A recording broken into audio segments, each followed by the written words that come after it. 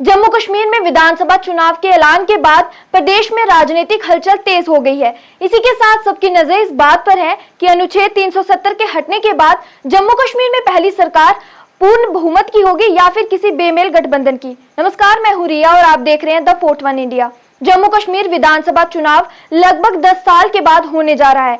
इस बीच राज्य के माहौल और सियासत ने कई करवटें ली है। वहीं इन 10 वर्ष में अनुच्छेद 370 और 35A की विदाई हुई तो राज्य एक विधान, एक निशान और एक संविधान के संकल्प से जुड़ा।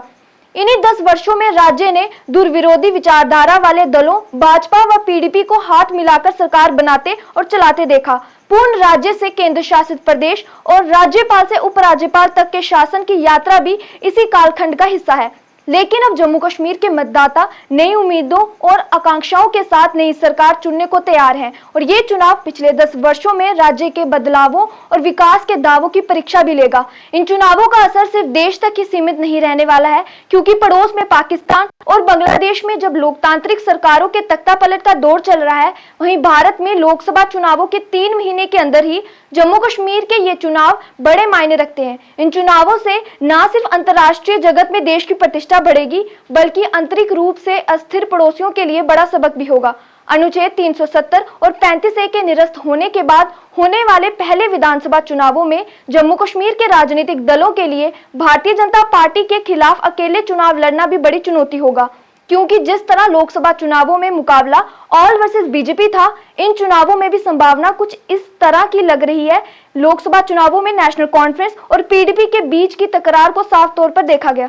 दोनों पार्टियों के बीच टकराव इस हद तक बढ़ गई कि नेशनल कॉन्फ्रेंस के उपाध्यक्ष उमर अब्दुल्ला ने पीडीपी को कमजोर बताते हुए उसे औकात तक दिखा दी। उमर अब्दुल्ला ने इंडिया गठबंधन के प्रमुख घटक कांग्रेस के साथ चुनाव पूर्ण समझौता किया और इंडिया गठबंधन का हिस्सा रही महबूबा मुफ्ती को खाली हाथ दिखा दिया। वहीं कुछ इसी तरह का पीडीपी की अध्यक्षा महबूबा मुफ्ती ने भी किया और नेशनल कॉन्फ्रेंस खासकर उमर अब्दुल्ला को गठबंधन में फूट के लिए जिम्मेदार बताया। लेकिन विधानसभा चुनावों के ऐलान के बाद जिस तरह गठबंधन को लेकर उमर अब्दुल्ला का बयान चुनाव पूर्ण गठबंधन की ओर भी इशारा कर रहा है, तो वहीं डेमोक्रेटिक प्रोग्रेसिव आजाद पार्टी के अध्यक्ष गुलाम नबी आजाद ने भी कुछ इसी तरह की संभावना की ओर इशारा करते हुए चुनाव पूर्ण गठबंधन को समय की जरूरत बताया है। रही बात कांग्रेस की, तो फिलहाल वह इस हालत में नहीं है कि वह अपने दम पर अकेले चुनाव जीत सके। हालांकि कांग्रेस पार्टी हाईकमान ने लोकसभा चुनावों में मिली हार के बाद विकार रसूल बानी पर भरोसा करने की जगह तारिक हमीद करा के नेतृत्व में विधानसभा चुनाव लड़ने का फैसला करते हुए प्रदेश कांग्रेस में बड़ा फेरबदल किया है और तारिक हमीद करा को जम्मू कश्मीर प्रदेश कांग्रेस का अध्यक्ष बनाया है। वहीं भाजपा की कश्मीर में कोई बड़ी पकड़ नहीं है, जबकि लोकसभा चुनावों में उसने जम्मू संभाग में रिकॉर्ड वोट हासिल किए हैं। खैर, पीडीपी और नेशनल कॉन्फ्रेंस से लेकर दूसरे छोटे दल तक गठबंधन को लेकर फिलहाल दुविधा नजर आ रही है। जम्मू से लेकर कश्मीर तक के तमाम लोगों की धारणा है कि आज की तिथि में कोई भी एक दल अपने बलबूते बहुमत लाकर चुनाव जीतने की स्थिति में नहीं है। कोई जम्मू संभाग में मजबूत है तो कोई कश्मीर संभाग में।